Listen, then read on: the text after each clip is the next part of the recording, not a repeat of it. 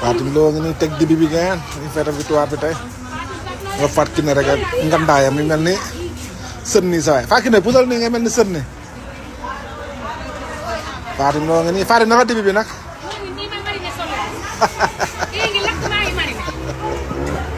fat ki ne ngi ni fat ki ne ak yéen doo gisal dibi victoire bi tey bandu bee ngi ni kooma bi nel kooma bee ngi ni ñun dañu ngi faral di dugg suñuy dibi ñun di bëgg baanu mu yóbbal leen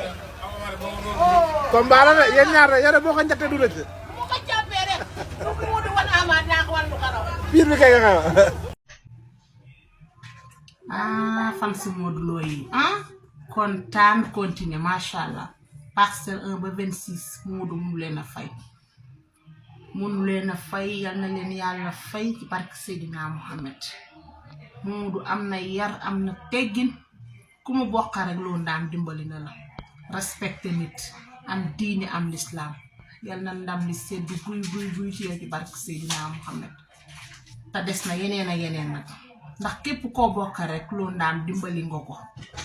yaru nga am nga teggin ñii wax nañu wax waaye yow def nga jëf bi lii lañ ndam li dafa seddu guy di sant parcelle ñépp nag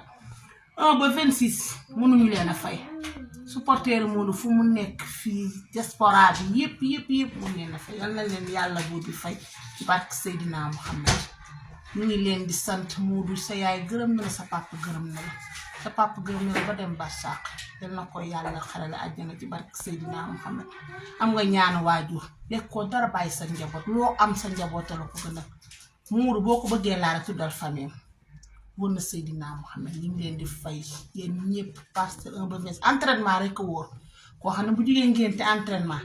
bu duggee dëj safaan entraînement du tardé entraînement ñu ngi xëy dem bureau di liggéey noonu lay xëy dem entraînement Ama Baldé nag ñu ngi koy ñaanal amaatee combat yàlla may ko ndam wax ji bari na mais encourage bi moo des bari nañu wax Pikine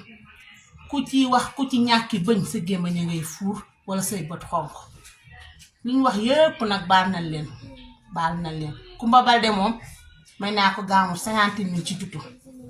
li draate yaramam bi may naa ko loolu moom mag ko jëleer ñu ngi sant nañ ñëpp bari nañ wax ji bari na waaye Modou ñoom ñëpp